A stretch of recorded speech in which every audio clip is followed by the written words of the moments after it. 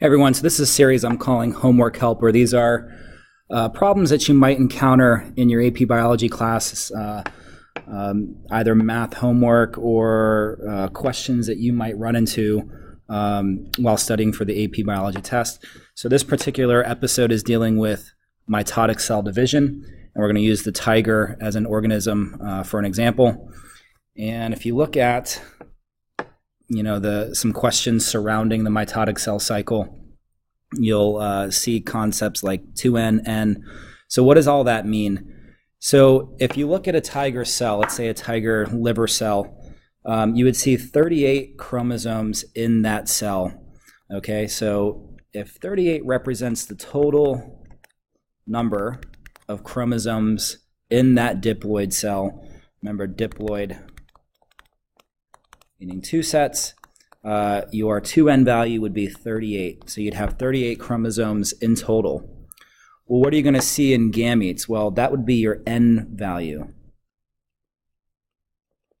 So for gametes here, you'd see half of that. So if you're looking at 38 for a 2N, if you divide that by 2, you would get an N of 19. Okay. So next question, if the kidney cell is the kidney cell somatic or gametic? So by definition, kidney cells and other body cells are somatic. How many sets of chromosomes does the kidney cell have? So this is getting into some tricky vocabulary. So it says how many sets of chromosomes does the kidney cell have? So this kidney cell is somatic. Somatic cells are diploid, and by definition diploids have 2 sets. Okay, so in this case it would be 2 individual sets of 19 giving you 38 chromosomes in total. So how many chromosomes are in a single set? That's the same thing as saying your N value, so you'd see 19 there. Is a tiger sperm diploid or haploid? So by definition, sex cells, gametes, are haploid. Is that tiger sperm gametic or somatic? So as I just said, it is gametic. They are gametes. How many chromosomes are in a tiger sperm? Well, so since this cell is a gamete, and since they are haploid, what we'd set up here is that the haploid N value equals 19. Okay. Moving on. So a little bit of a review for the mitotic cell cycle here. What we're looking at is that mitotic cell cycle here. Some people call this, as a blanket statement, mitosis, which I don't tend to use because mitosis is just a slim time period for the life of a cell here. So, it all depends on the way that your teacher is teaching you about it. This whole cycle is not necessarily mitosis, okay? It's the mitotic cell cycle, of which mitosis is a part of it, okay? So broadly speaking, you have interphase, which here in the brown you can see most of the life of the cell is in this interphase. And then you have the second phase here, the mitotic phase, which occupies maybe 10-15% of the life of the cell.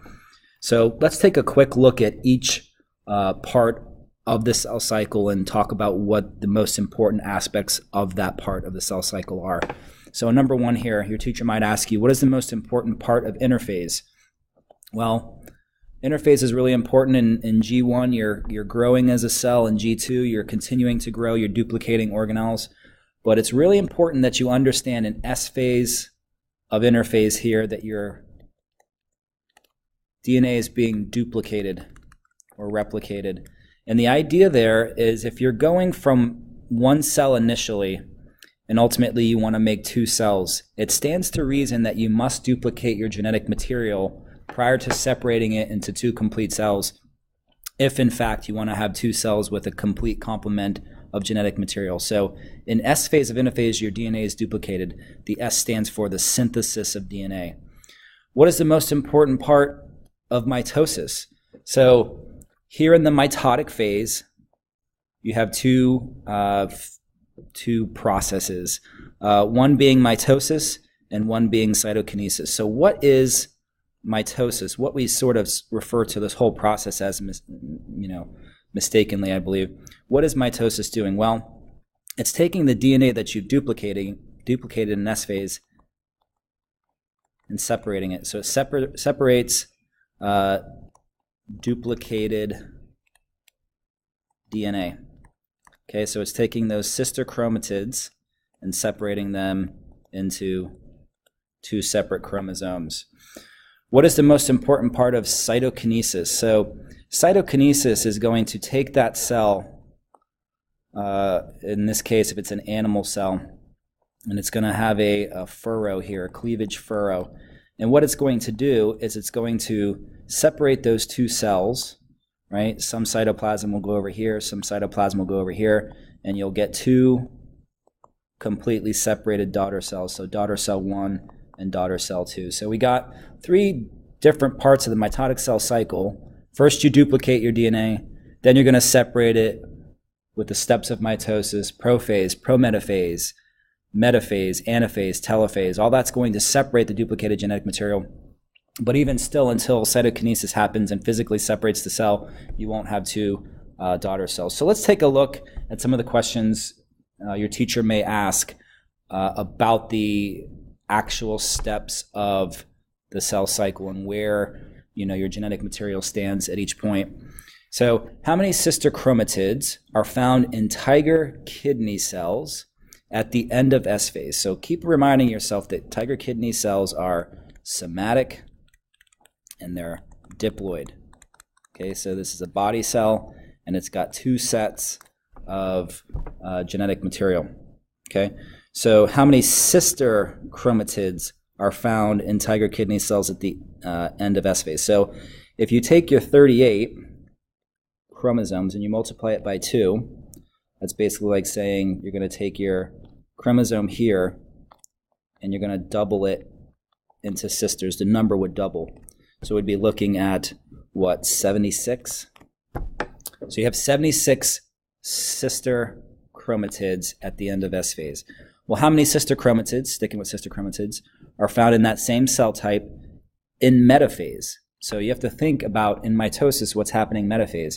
Well, it's just prior to when you actually separate your genetic material. So you would still have 76 sister chromatids. Now, how many sister chromatids are found in those same cells at the end of anaphase? So remember, anaphase separates the sisters. So they'd be condensed.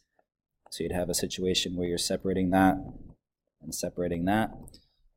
So now, in this new daughter cell, you're going to have separated chromosomes. So it's going to be that 76 split in half divided by 2, so we get back to 38, which in this case is the original number of chromosomes in a tiger diploid somatic cell. Okay, so you'd have 2n equals 38, 2n equals 38. You're getting back to that diploid number. Okay, so hopefully this is blending together the steps of the mitotic cell cycle, specifically mitosis right here in these last two parts, and numbers associated with it. So sticking with tiger cells, 38 chromosomes, how many daughter cells will you have at the end of cytokinesis?